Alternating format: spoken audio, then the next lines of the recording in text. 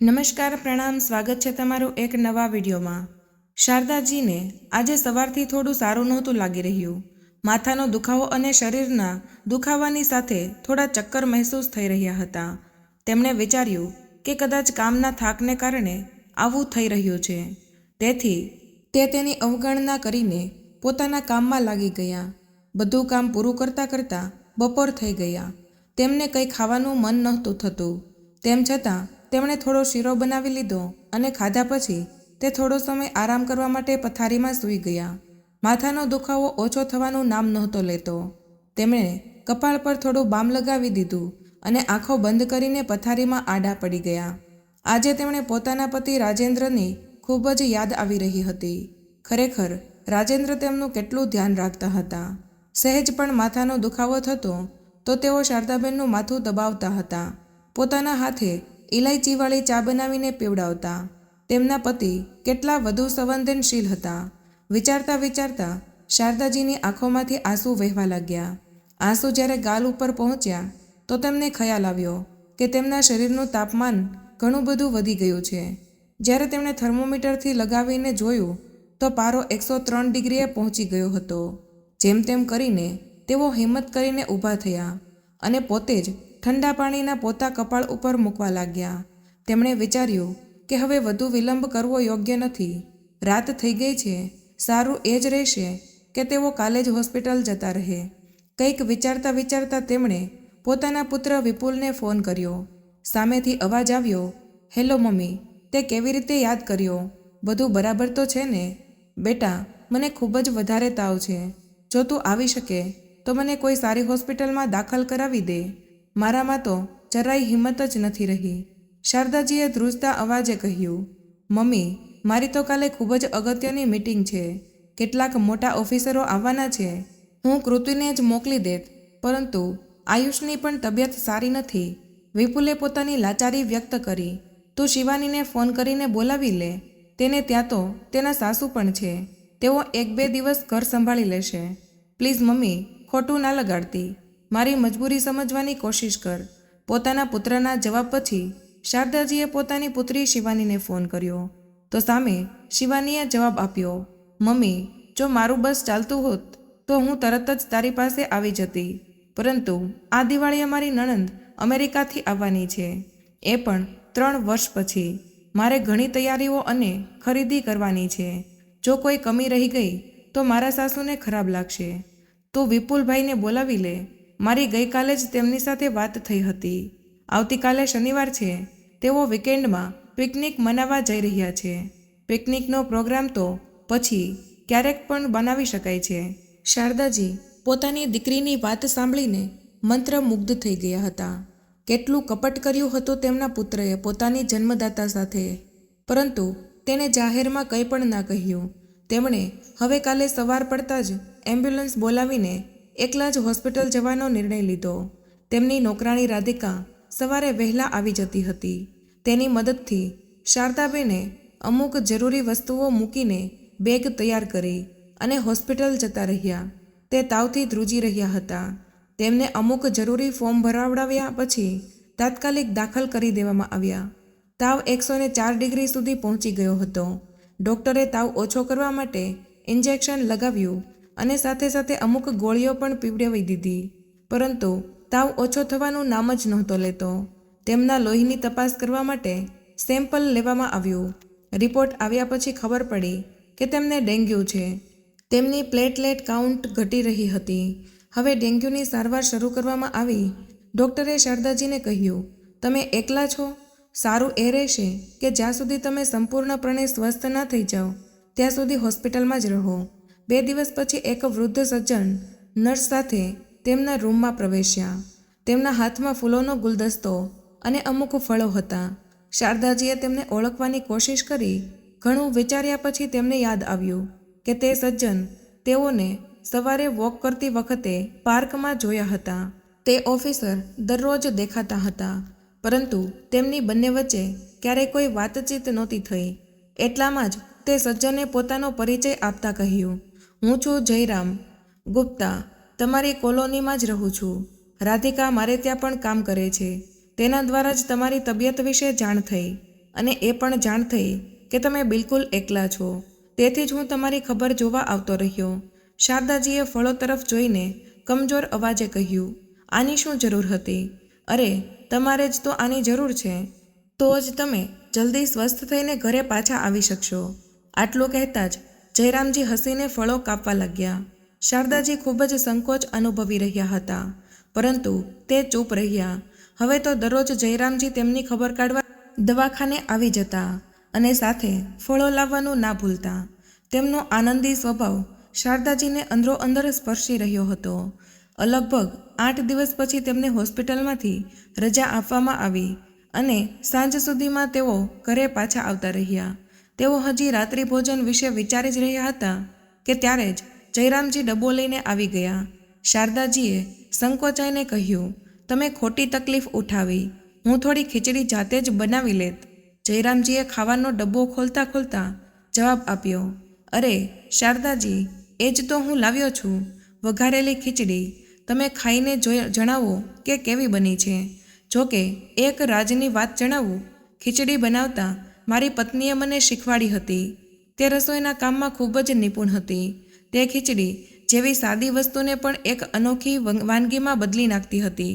આટલું કહેતા જ તે થોડા ઉદાસ થઈ ગયા. આ દુનિયા છોડી ગયેલી તેમની પત્નીની યાદો તાજી થઈ ગઈ. જીવનસાથીના છૂટા પડવાનું દુઃખ શાંતિજી પણ જાણતા હતા. તેમણે જયરામજીના દુઃખને મહેસૂસ કર્યું. તેમણે તરત જ વાત બદલવા માટે પૂછ્યું, જયરામજી, તમારા કેટલા બાળકો છે અને ક્યાં છે? મારે 2 પુત્રો છે અને તે બંને અમેરિકા જ સ્થાયી થઈ ગયા છે. તેમણે ટૂંકમાં જ જવાબ આપ્યો. ત્યાર પછી ઊભા થઈને બોલ્યા, હવે તમે આરામ કરો, હું જાઉં છું. શારદાજીને લાગ્યું કે તેમણે જયરામજીની કોઈ દુખતી નસ પકડી લીધી. તેઓ પોતાના પુત્રો વિશે વધુ કંઈ કહેવા નહોતા માંગતા. હવે તો ઓફિસર જયરામજી વારંવાર શારદાજીને ત્યાં આવવા લાગ્યા. તે લોકો ક્યારેક દેશની વર્તમાન પરિસ્થિતિ પર, ક્યારેક સમાજની સમસ્યાઓ પર અને ક્યારેક ટીવી સિરિયલો વિશે ચર્ચા કરતા, પરંતુ પોતપોતાના પરિવાર વિશે બંનેમાંથી કોઈએ ક્યારેય કોઈ વાત ના કરી. એક દિવસ જયરામજી અને શારદાજી એક પારિવારિક સિરિયલ વિશે વાત કરી રહ્યા હતા, જેમાં એક સ્ત્રીનું પત્ની અને મા તરીકેનું ઉજ્જવળ ચરિત્ર રજૂ કરવામાં આવ્યું હતું. જયરામજી અચાનક જ ભાવુક થઈ ગયા. તેમણે નીચા સ્વરમાં કહ્યું, મારી પત્ની કેસર પણ એક આદર્શ પત્ની અને મા હતી. પોતાના પતિ અને બાળકોનું સુખ જ તેમના જીવનની પ્રથમ પ્રાથમિકતા હતું. તે પોતાના બાળકોની એક ખુશી માટે પોતાની હજારો ખુશીઓનું બલિદાન આપી દેતી હતી. તેના પ્રેમ અને વર્તનથી બિલકુલ પણ સરખામણી નહોતી. બંને પુત્રો અભ્યાસમાં ખૂબ જ હોશિયાર હતા. બંનેએ કમ્પ્યુટરમાં ડિગ્રી કરી અને સોફ્ટવેર કંપનીમાં નોકરી કરવા લાગ્યા. કેસરના મનમાં વહુ લાવવાની ખૂબ જ ઈચ્છા હતી. તે પોતાના પુત્રો માટે પોતાના જેવી જ ગુણોવાળી ધરાવતી વહુ લાવવા માંગતી હતી, પરંતુ મોટા પુત્રએ પોતાની સાથે કામ કરવાવાળી એક છોકરી સાથે પ્રેમ લગ્ન કરી લીધા, જે મારી પત્નીના ધોરણોને અનુરૂપ ન હતી. તેને ખૂબ જ દુઃખ થયું અને રડી પણ, પરંતુ પછી ધીમે ધીમે સમયની મલમથી તેના ઘા રૂજાવા લાગ્યા. થોડા સમય પછી નાનો દીકરો પણ કંપનીની તરફથી અમેરિકા જતો રહ્યો. જતી વખતે તેણે પણ પોતાની માને કહ્યું કે તેના માટે પોતાના પસંદગીની છોકરી શોધીને રાખે. 1 વર્ષ પછી જ્યારે તે ભારત પાછો આવશે ત્યારે લગ્ન કરશે. પરંતુ તે અમેરિકાના વાતાવરણમાં એટલો ડૂબી ગયો કે તેણે ત્યાં જ સ્થાયી રૂપે રહેવાનો નિર્ણય કરી લીધો અને ત્યાંની નાગરિકતા મેળવવા માટે એક અમેરિકન છોકરી સાથે લગ્ન કરી લીધા. કેસરની બધી જ ઈચ્છાઓ ધૂળમાં ફેરવાઈ ગઈ. તે સંપૂર્ણપણે ખામોશ રહી અને એકદમ ઉદાસ થઈ ગઈ. બસ એકલી તે અંદરથી દર્દની વેદના અનુભવતી રહી. પરિણામ એ આવ્યું કે તે બીમાર પડી ગઈ અને પછી એક દિવસ મને પોતાની યાદોના સહારે છોડીને આ દુનિયામાંથી જતી રહી. આ કહેતા કહેતા જયરામજીનું ગળું ભરાઈ આવ્યું. શારદાજીની આંખોના ખૂણા પણ ભીના થવા લાગ્યા અને ભીની આંખોએ બોલ્યા, ના જાણે કેમ બાળકો પોતાના માતા પિતાના સપનાની સમાધિ પર પોતાના પ્રેમનો મહેલ બનાવવા માંગે છે. ત્યાર પછી તેમણે રસોડા તરફ વળીને કહ્યું, હું હમણાં જ તમારી માટે મસાલાવાળી ચા બનાવીને લાવું છું. મગની દાળ સવારથી જ પલાળીને રાખી છે. તમે મારા હાથે બનાવેલા દાળવડા ખાઈને જણાવજો કે કેસરજીના હાથ જેવો સ્વાદ છે કે નહીં. જયરામજીના ઉદાસ ચહેરા પર સ્મિતની આછી રેખાઓ દેખાઈ. થોડી જ વારમાં શારદાજી ગરમા ગરમ ચા અને દાળવડા લઈને આવી ગઈ. ચાનો એક ઘૂંટ પીતાની સાથે જ જયરામજીએ કહ્યું, ચા તો ખૂબ જ લાજવાબ બની છે. ખરેખર મજા આવી ગઈ. ક્યાં ક્યાં મસાલા નાખ્યા છે તમે આમાં? મને પણ બતાવવા અને શીખવાડો. શારદાજીએ જવાબ આપ્યો, વાસ્તવમાં આ ચા મારા પતિ રાજેન્દ્રજીને ખૂબ જ પસંદ હતી.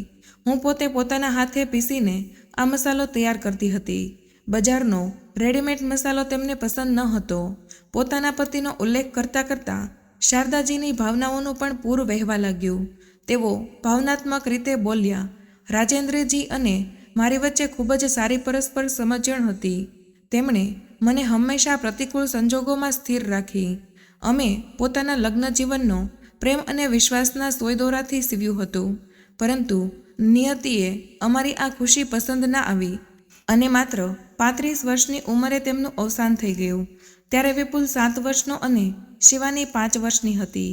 મેં મારા બાળકોને પિતાના ગેરહાજરીનો અહેસાસ ક્યારેય ના થવા દીધો.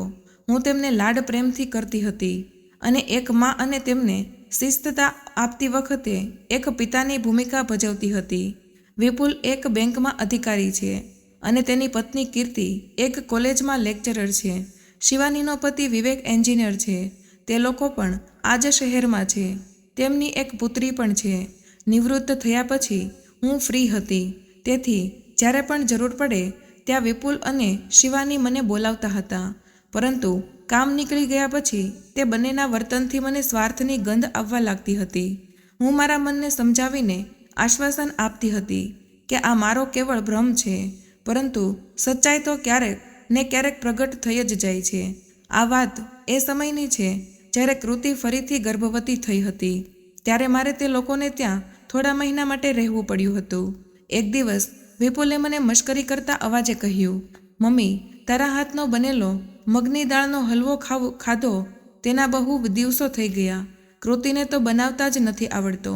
મેં ઉત્સાહમાં આવીને બીજા જ દિવસે હલવાને ધીમે ધીમે શેકીને અને ખૂબ જ ઉત્સાહથી હલવો તૈયાર કર્યો. ભલે રાત્રે હાથના દુખાવાથી પરેશાન રહી. હવે તો વિપુલ ખાવામાં દરરોજ નવી નવી વાનગીઓની ફરમાઈશ કરતો હતો અને હું પુત્ર પ્રેમમાં દરરોજ એકદમ સ્વાદિષ્ટ વાનગીઓ બનાવતી. દીકરો અને વહુ મારા વખાણ કરતા ના થાક્યા. પણ મને ખબર ન હતી કે મારો દીકરો અને વહુ પ્રશંસાનું મધ ચાટીને મારા શરીરનું શોષણ કરી રહ્યા છે. એક દિવસ રાત્રે હું દહીં જમાવવાનું ભૂલી ગઈ.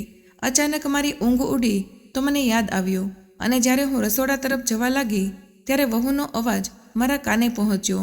સાંભળો જી, જો મમ્મી કાયમ માટે અહીં રહી જાય તો કેટલું સારું થાય. મને કોલેજમાંથી ઘરે આવ્યા પછી સ્વાદિષ્ટ ગરમાગરમ ખાવાનું તૈયાર મળશે. જો ક્યારેય પાર્ટી આપવાની હોય તો તમારે હોટેલમાંથી ખાવાનું નહીં મંગાવવું પડે અને બાળકોનું પણ ધ્યાન રાખવામાં આવશે. વાત તો તારી એકદમ સાચી છે, પરંતુ 2 રૂમના આ નાનકડા ફ્લેટમાં અસુવિધા થશે. વિપુલે પોતાનો વિચાર વ્યક્ત કર્યો. વહુએ ખૂબ જ ચતુરાઈભર્યા સ્વરમાં જવાબ આપ્યો, તેનો ઉપાય પણ મેં વિચારી લીધો છે. જો મમ્મી પોતાનું ઘર વેચી નાખે અને તમે બેંકમાંથી થોડી લોન લઈ લો તો 3 રૂમનો આપણે પોતાનો ફ્લેટ ખરીદી શકીશું. વિપુલે હસતા હસતા કહ્યું, તારા બુદ્ધિને તો માનવી પડશે. હું યોગ્ય સમયે મમ્મી સાથે વાત કરીશ. દીકરા અને વહુનો સ્વાર્થ મારી સામે ઉજાગર થઈ ગયો હતો. હું વિચારવા લાગી, વિધવા સાથે સાથે ક્યાંક હું ઘર વગરની પણ ના થઈ જાઉં. બસ 2 દિવસ પછી જ હું પોતાના ઘરે આવતી રહી. શિવાનીની પણ એ જ હાલત હતી. તેની પણ મારા મકાન પર ગીધની જેમ નજર હતી. જયરામજી, હું ઘણી બધી મુશ્કેલીમાંથી પસાર થઈ રહી છું. મેં બાળકોને ભણાવ્યા, શિવાનીના લગ્ન કર્યા. આ મકાન મારા પતિએ ખૂબ જ ઉત્સાહથી બનાવ્યું હતું. ત્યારે જમીન સસ્તી હતી. જ્યારે તેમનું અવસાન થયું ત્યારે મકાનનું થોડું કામ બાકી હતું. મેં આર્થિક મુશ્કેલીઓમાંથી પસાર થઈને જેમ તેમ કરીને આને પૂર્ણ કર્યું અને હમણાં બીમાર પડી ત્યારે ઘણો ખર્ચો થઈ ગયો. હું વિચારી રહી છું કે ટ્યુશન ક્લાસીસ લેવાનું શરૂ કરી દઉં.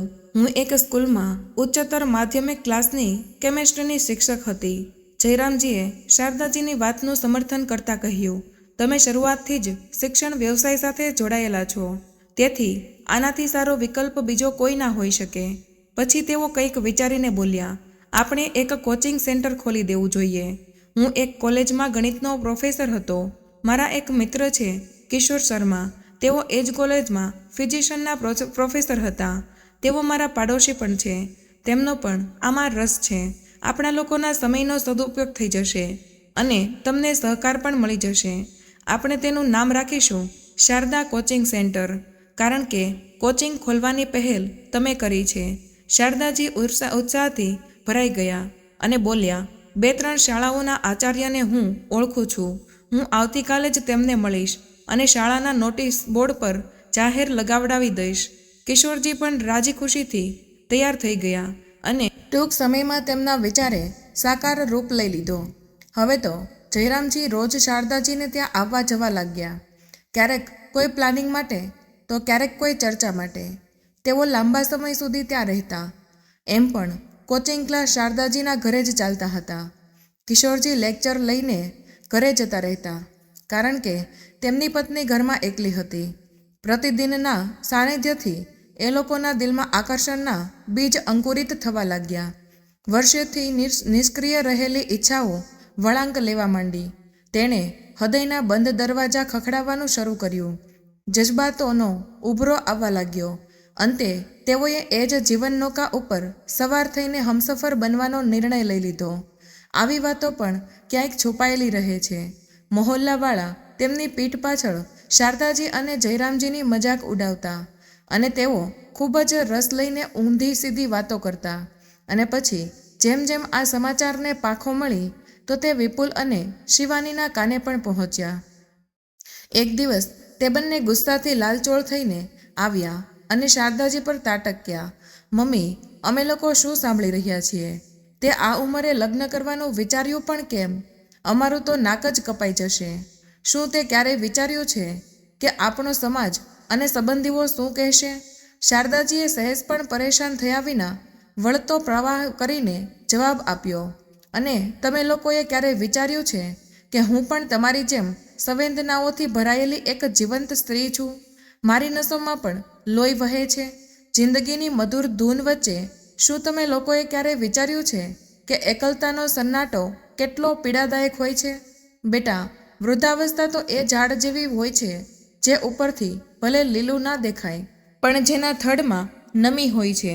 જો તેના મૂળમાં પ્રેમના પાણીની સિંચાઈ કરવામાં આવે તો તેમાં પણ ઈચ્છાઓની કળીઓ ખીલે છે. જ્યારે તમારા પપ્પાએ આ દુનિયા છોડી દીધી ત્યારે મેં મારા જીવનના માત્ર 3 જ વસંત જોયા હતા.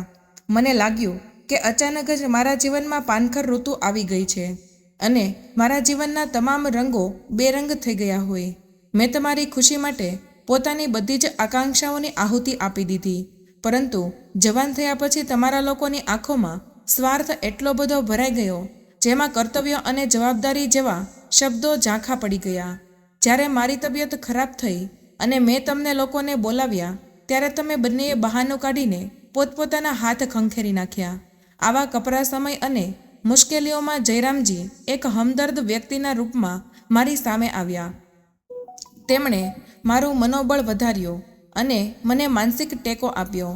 તે માત્ર મારા દુઃખ દર્દના જ નહીં, સાથે સાથે ભાવનાઓના પણ સાથી બન્યા.